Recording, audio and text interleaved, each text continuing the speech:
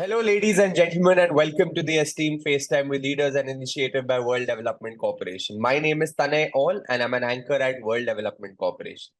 FaceTime with Leaders is a platform for industry veterans to come together to share their knowledge, ideas, thoughts, and best practices with one another, as well as with upcoming industry leaders. In a nutshell, we attempt to encapsulate the multi-decadal learnings of all our industry stalwarts. We hope that by conducting these FaceTime with Leader interviews, we can bring together a global community of eminent personalities. By bringing together such visionaries on one platform, we hope to play a part in inspiring the lives of other leaders. Great learnings from great leaders undoubtedly assist everyone as they help us to identify, nurture, and work on trade secrets that have already proven a success formula for so many. And this is what we aim for with these sessions by making them a gathering of industry stalwarts and a knowledge sharing community. We have one such aerospace technology expert and a military giant and veteran on FaceTime with Leaders with us today, Air Marshal B.R. Krishna. We welcome you on the show, sir. Thank you. Thank you, Tanay. He is the former Chief of Integrated Staff and a distinguished commander with an extensive career in the Indian Air Force. His nearly 4 decades of service serve as a model of distinction in the field of aviation, leadership, and strategic planning. Throughout his tenure, he held pivotal command and staff appointments, including commanding a fighter squadron and a flight test squadron, and serving as the Chief Operations Officer of a forward airbase. His leadership extended to critical roles such as commanding the aircraft and system testing establishment and a frontline airbase, where he significantly contributed to operational readiness and efficiency. Beyond operational roles, his expertise in aerospace technology, development, and flight testing is evident through his involvement in projects such as the Light Combat Aircraft Program and experimental flight testing of indigenous prototypes. His contributions have not only advanced indigenous aerospace capabilities but also shaped national defense policies and strategies. Recognized for his exceptional service and gallantry, Air Marshal Krishna has been decorated with prestigious awards, including the Shaurya Chakra in 1986, the Ati Vishish Seva Medal in 2017, and Param Vishish Seva Medal in 2022. His dedication to duty and leadership prowess have earned him the distinction of serving as the honorary ADC to the President of India. So, sir, to begin with, could you elaborate on your journey from being a fighter pilot to holding the position of Chief of Integrated Staff? Firstly, it's a privilege to be on your show and nice to be talking to you on my experiences. It has been a long journey of 40 years, but in uniform, it is 44 years. Just to recall, I'll try to make it a little more crisp. After class 11th, I joined the National Defense Academy just over 16 years and 3 years in the National Defense Academy. Graduated from there, went to the Air Force Academy into being a pilot training. And once you get commissioned, you are basically bifurcated or trafficated into either fighters, transport, helicopters. I'm fortunate to opt for fighters, and I was given fighters. And thereafter, it was, I think, initial years were basically fighter flying in operational squadrons. And till the time you command a squadron, actually, you are going through the every day in terms of operational training. And during this path of my flying, you undergo professional courses, and I was privileged to undergo the flying instructor's course. Once you finish the course, you become a qualified flying instructor, where you train young people joining the Air Force as pilots. And slowly, I think the flying passion caught on me, and I appeared for the to become a test pilot, which has a very grilling entrance procedure. And after that, there's a 1-year course, and I qualified as the test pilot, where I served in various capacities, trying to test new aircraft, new systems which go into the Indian Air Force, and trying to expand the boundaries of aviation. And beyond that, I was in various command and staff appointments, as you brought out very clearly, but the operational flying, be instructional flying, be it test flying. Then, of course, when I went to higher positions, we call them as projects and plans. That is basically a department which looks after the procurement of the Indian Air Force. So we are doing capability building. And I happen to serve there about 4 to 5 years, rich experience in procurement, how to handle, how to implement, and the intricate procedures we have in our defense procurement manuals. And beyond that, I had a good, I would say, diversity in terms of procurement. And then I went to, again, as the senior air staff officer, that is known as SASO in our parlance in the Southwestern Air Command, where you are the number 2 in the hierarchy and you look after the area of operations in that sector. Then I went back to Air Headquarters as the Director General of Air Operations, which is again, I would say, a very satisfying and gratifying tenure where, and during that period, we are going through COVID. And of course, we had the standoff in Galwan during that time. And that really tested me in terms of the challenges which the Indian Air Force was facing and the nation at large, how to mobilize things, how to get the resources at the right place at the right time. And as you're aware, the Indian Air Force did a Herculean task of shifting oxygen cylinders all over the country and getting from abroad, and also picking up our own fellow citizens from abroad. You remember the C-17s went to Wuhan to pick up our own citizens. And like that, I think we did multiple missions. And those are the testing times. Though it was a lockdown in the country, but we are working 24/7. So that was a really good experience as to how we were able to be useful to our own country in the times of crisis. From there, I went to become the commanding officer of the Western Air Command of the Indian Air Force. As you know, Western Air Command is the biggest command of the Indian Air Force, covering both the Western, the Northern, and some part of the Eastern area in terms of command. So those were, again, I would say, helped me in able to see what we can do on the ground in terms of building up capabilities, ensuring that we have the right forces at the right place. But I had a little shorter tenure there, and I was told that I need to move into a joint organization that is known as a Integrated Defense Staff, where we have a tri-services organization, and it is headed by CISC, and he reports to the CDS. So you are number 2 to the CDS. And that's where I got a good flavor of the culture, ethos of all 3 services, and trying to get everybody on board to what we call a jointmanship and integration. So that tenure itself was very useful for me to understand the nuances of each service and how we all can work together, building up teams, building up training modules for all 3 services together. And that was a unique experience. I think in an entire this 40 years of me, I think I was fortunate to have very gratifying tenure in the forge, and I think I really loved that. Thank you. The Air Force service demanded qualities, namely camaraderie, leadership, relentlessness, etc., owing to which you have spearheaded numerous initiatives during your service. What are some principles and values that you have lived by that have proven useful and productive? See, first of all, I think the armed forces, we have a very value system which we all imbibe as a part of training. We are groomed, and it becomes a part of you. I think these value systems are the ones which actually make you go ahead and as you say, never say die attitude. I think the core values which I would bring out is basically mission, integrity, and excellence. I think these 3 core values actually bring out as to what we need to do at each stage in a service career and in the organization at large. And we also have this motto of people first, mission always. Means people matter, the mission has to be done. So how do you balance the 2? So these are the things which help us move ahead. And there are a lot of other values which I need not want to actually bring out, but it goes without saying that you have a leadership skills, team building skills, you train people, you nurture them, and how you bond together.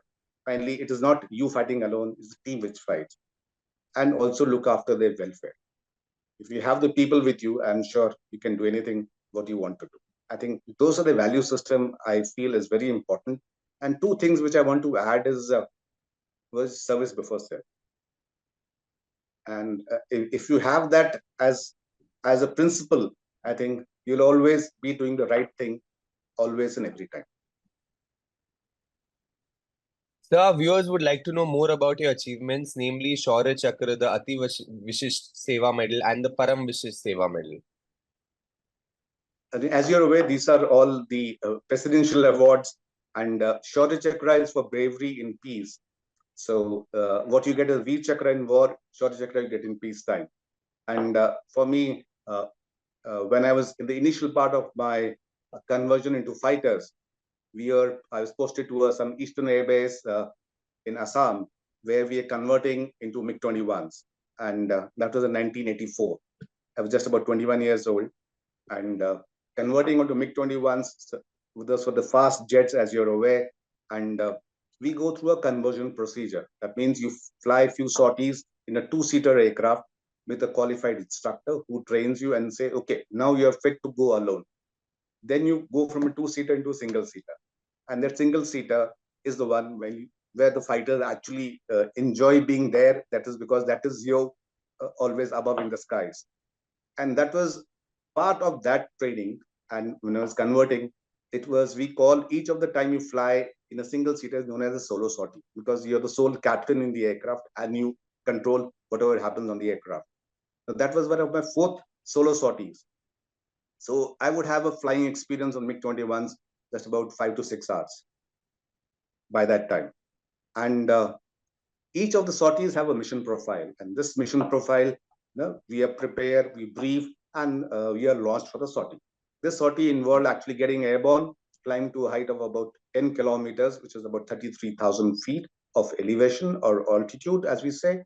And that profile warranted that you get airborne with max afterburners. That means it gives you the maximum thrust during flight, and your rate of climb is pretty high. And from ground level to that altitude, will take about 3 to 4 minutes to reach.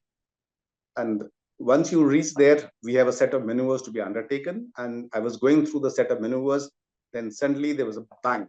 And that bang was my canopy, the perspex glass which is there, actually burst at the altitude. And the speeds around that time would be around ground speed of about 950 to 1,000 kilometers per hour.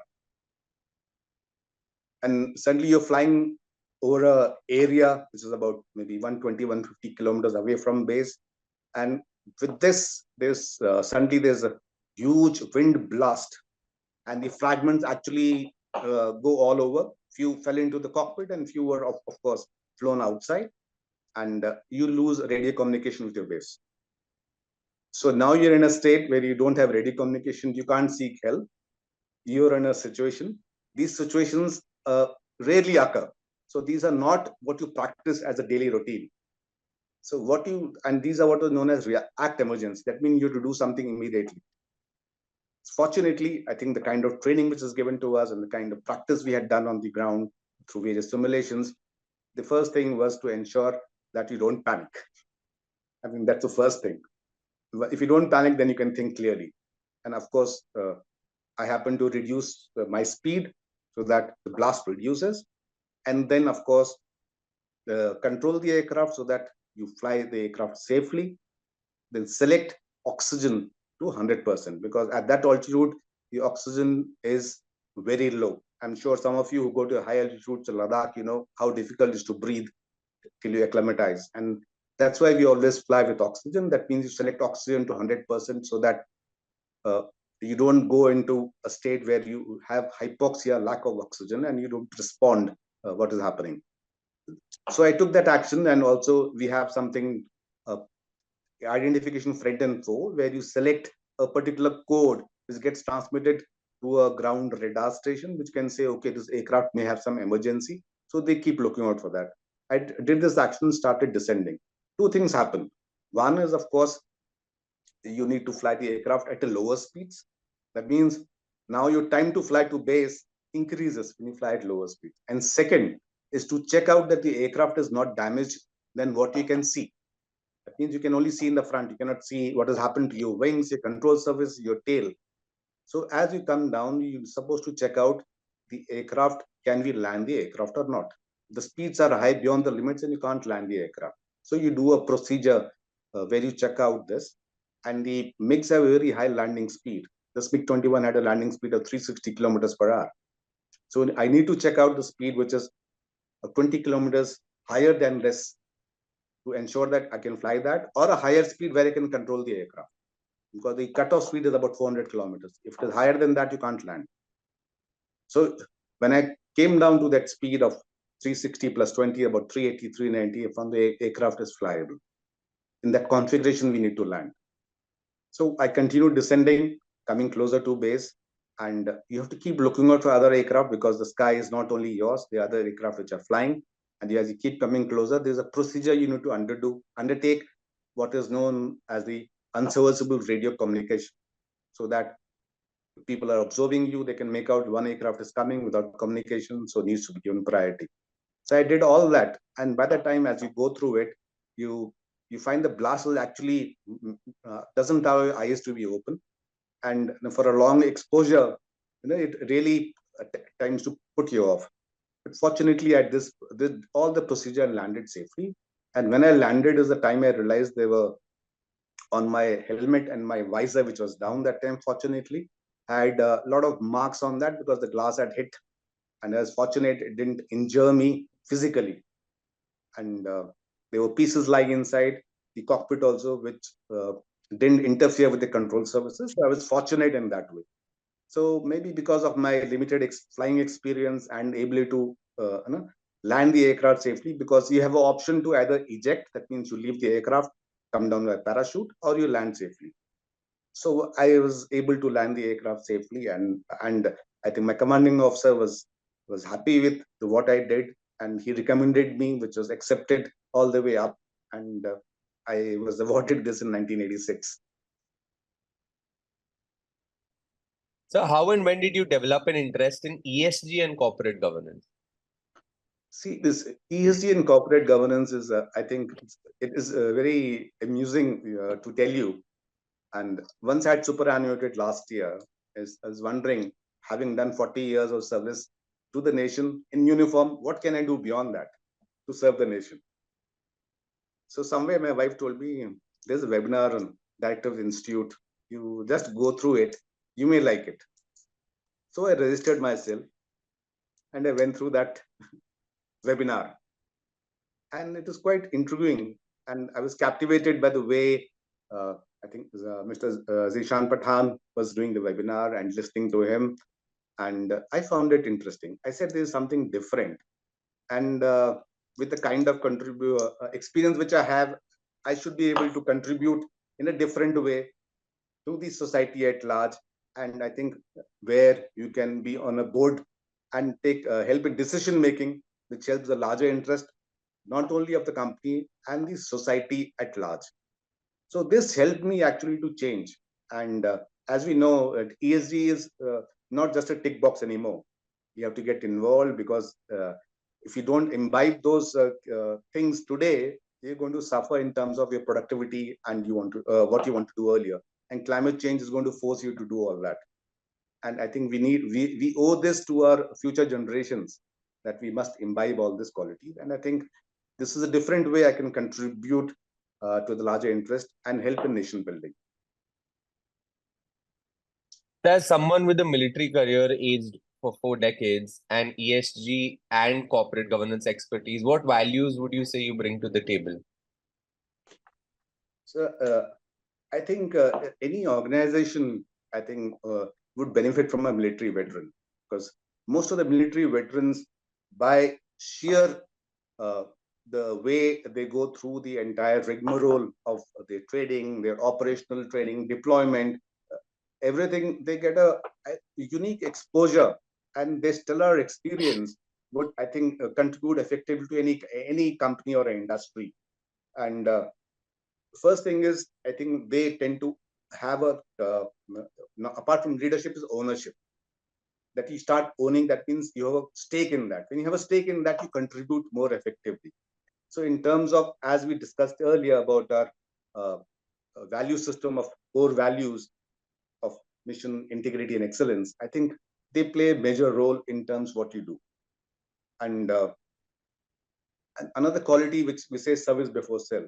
I mean, that also helps you to build on board as to you mean business. That means, and the usual thing of transparency, commitment, devotion, that goes beyond, I think, as is the part of it.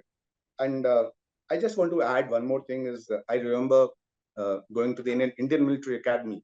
There's a Chetwood building there, and there's a Field Marshal Chetwood who actually said, I think those from that time, when I was young in school and gone to see the academy parade, I remember these words very clearly. I just want to quote that, where it says, the safety, honor, and welfare of your country comes first, always and every time.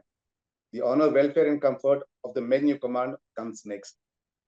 Your own ease, comfort, and safety comes last, always and every time. I think if you keep that as the principle and you move ahead, I think wherever you are, whichever capacity you're working, you can contribute.